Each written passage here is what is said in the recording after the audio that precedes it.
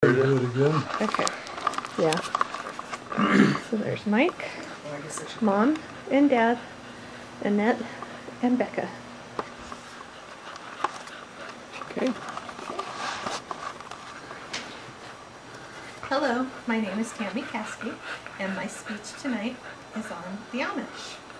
If all the power systems in the United States failed, one group of communities would survive. We as Americans can learn much from the simple lifestyle of the Amish. Where did the Amish community come from? According to the author of Amish Roots, John Hostetler, the Amish originated from the Anabaptist movement in the 1500s in Europe. The first recorded Amish group came to America in 1727. Hostetler says that 10 years later, numerous Amish families arrived. They left their homelands because of persecution. Hostetler tells us that the Anabaptists were harassed so severely that they had no other choice but to leave. According to Hostetler, the Amish were among the early Germanic settlers in William Penn's Woods, also known as Pennsylvania. They formed settlements in Berks, Chester, and Lancaster counties. The Amish have a saying, self-praise stinks. Hostetler says that this practice of humility and moderation as key values has worked effectively in checking both individual and group arrogance. Family comes before all else for the Amish. Hostetler says that the home forms the center of life and a place of belonging for all the family members. It is a place of security and the center of decision-making. The Amish have a great respect for their elders. Attached to each farmhouse is a dotty house, where the grandparents live after they retire from farming. A married son or daughter will move into the main part of the house and take over the farming responsibilities. Amish schools help the family in training to become successful members of the Amish community. Tradition and plain living are emphasized. Schooling includes grades 1 through 8. The Amish are against higher education because they believe it encourages arrogance.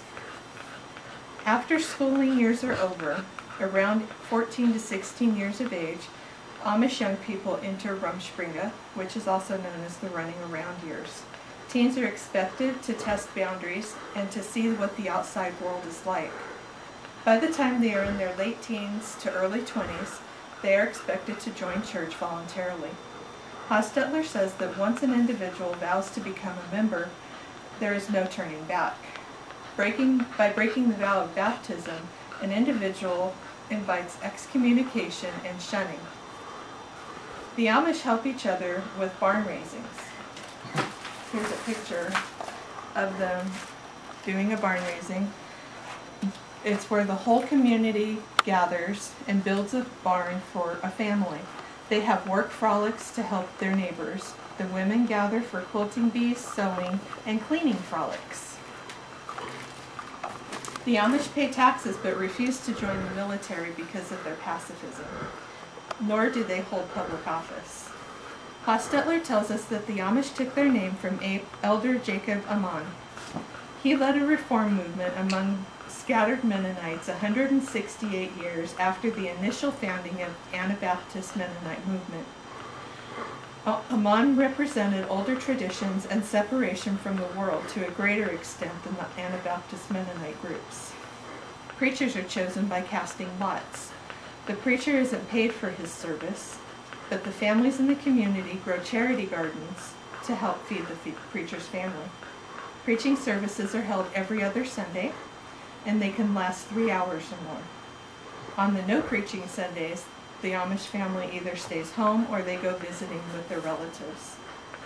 In their book, Amish Grace, that one, Donald Craybill, Stephen Knoll, and David Weber Zerker say that for the Amish, the key words are self-denial, obedience, acceptance, and humility, all of which require yielding to the collective wisdom of the community. This doesn't mean that individualism withers away, but it is constrained. Further, the authors state that forgiveness is a way of life for these people, even in the face of serious crimes.